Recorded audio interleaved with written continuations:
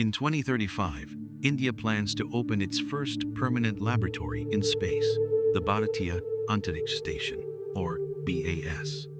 But it will not begin with astronauts, solar panels, or even a rocket. It will begin with an 8-meter aluminum cylinder, 28 major welds, and a chain of missions in which a single failed parachute test could delay everything that follows. Because BAS is not just one spacecraft, it is a crew capsule, a lifeboat, a docking system, a robotic construction worker, a miniature oxygen factory, a new heavy rocket, and an entire industrial ecosystem that India has never needed before. And the most surprising part is that the station is already being built, not in orbit, but inside factories, laboratories, and test ranges across India. The completed reference design is expected to weigh around 52 tons, stretch roughly 27 by 20 meters, and orbit between 400 and 450 kilometers above Earth. It should normally support 3 or 4 astronauts, with room for 6 during shorter visits. That makes it far smaller than the International Space Station, but that is the point. India is not trying to rebuild the ISS. It is trying to create a compact national laboratory it can launch, operate, and eventually use as a stepping stone toward the moon. And the first piece is BAS-01, the base module, targeted for 2028. On a rendering, BAS-01 looks clean and futuristic. In reality, it begins as a cylinder, 3.8 meters wide, made from aerospace aluminum and joined by 28 major welds. 18 run around the structure, 10 run along its length, 28 welds between astronauts and vacuum. Imagine building a pressure cooker 8 meters tall, then placing human lives inside it. A flaw too small to see could become the difference between a working laboratory and a lethal decompression. That is why ISRO is demanding extraordinary precision. Across a structure nearly 4 meters wide, the dimensional error may be only 0.2 of a millimeter, roughly the thickness of a few sheets of paper.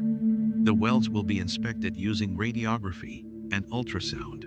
The cylinder will be pressurized with nitrogen and checked for microscopic helium leaks. And the critical manufacturing and final assembly must remain inside India. But even a perfect module is useless if no Indian spacecraft can safely reach it. This is where Gaganyaan stops being a separate prestige mission and becomes the staircase to the station.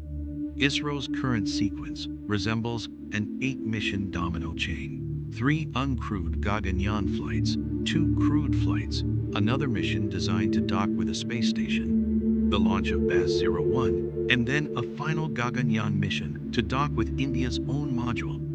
Every step depends on the one before it. Before astronauts can live in BAS, India must prove that they can survive launch, remain alive in orbit, and return safely. That means qualifying life support, communications, recovery systems, and 10 parachutes of 4 different types. A parachute drop test on Earth may look unrelated to a station planned for 2035. But if the capsule cannot come home, the station cannot safely receive a crew. And arriving creates another problem. 2 spacecraft racing around Earth must find each other, approach with extreme precision, and connect without turning the docking port into a collision site. ISRO has already rehearsed that moment with SpaceX. The mission used 2 spacecraft of about 220 kilograms each.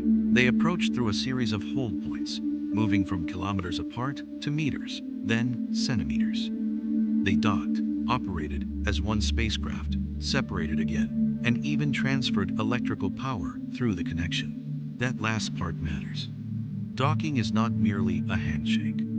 It must become a locked door, a structural beam, a data cable, and a charging connection, all while both vehicles are continuously falling around Earth. And BAS may need more than one kind of connection. An arriving crew vehicle can actively dock, but new equipment may need to be captured and carefully berthed into position. For that, ISRO's developing an outside worker that never needs oxygen. It is a seven-jointed robotic arm that can walk like an inchworm.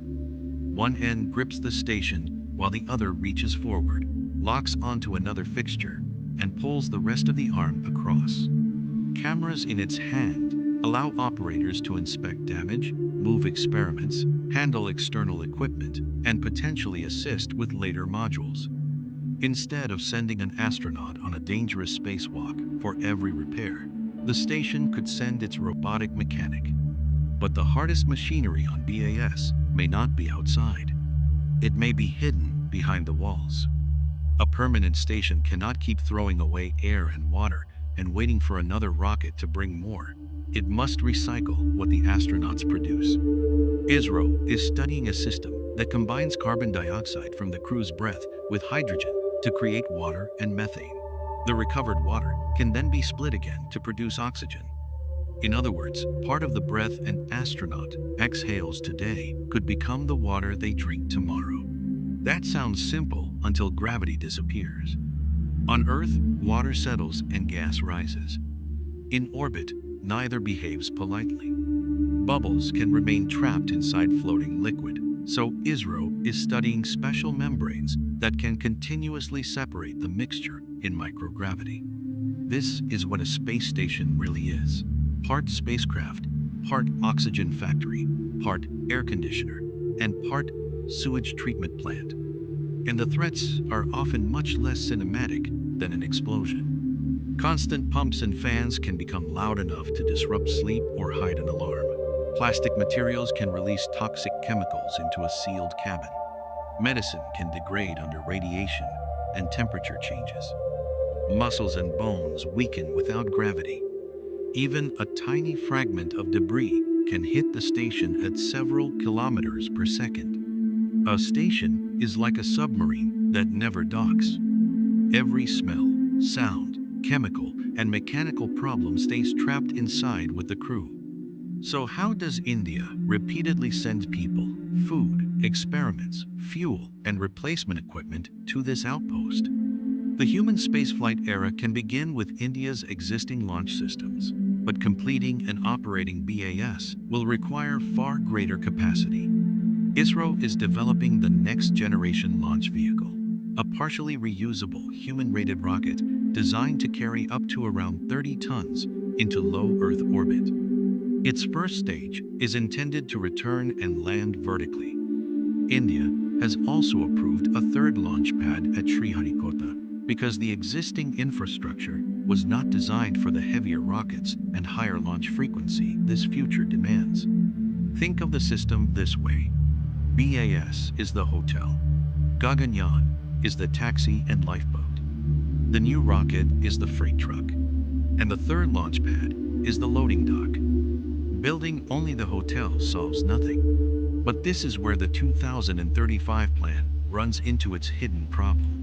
The complete five-module station has been reviewed, but current published government approval and funding cover BAS-01, not the finished station. The 20,193 crore figure, often connected to BAS, actually belongs to the expanded Gaganyaan program, including precursor flights and the first module.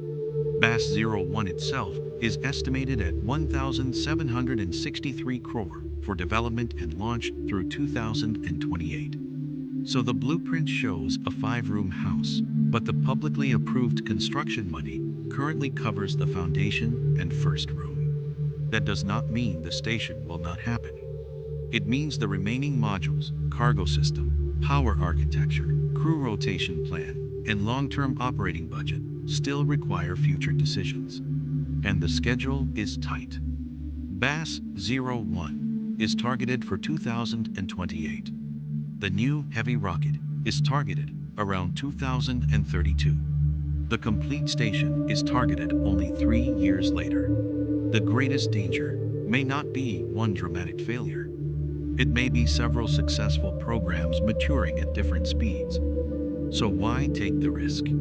Because a station without a mission is only an expensive place to float.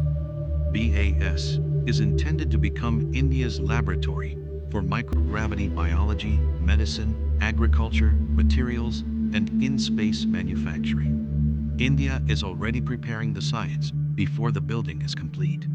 Indian-led orbital experiments have involved algae, sprouts, mussel cells, microbes, and crop seeds, while universities and startups are developing future payloads.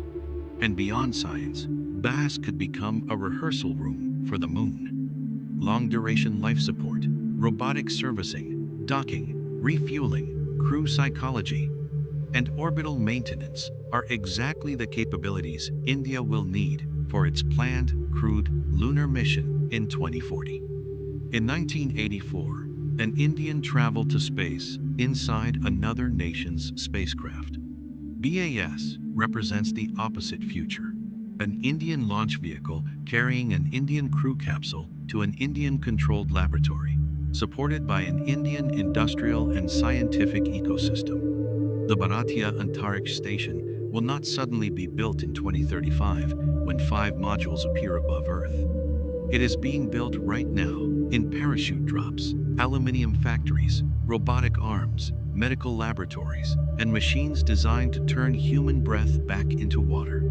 And if every one of those pieces falls into place, BAS will become more than India's home in orbit. It could become the first stop on India's road to the moon. Like and subscribe for more stories about the machines, missions, and technologies that could build humanity's future beyond Earth.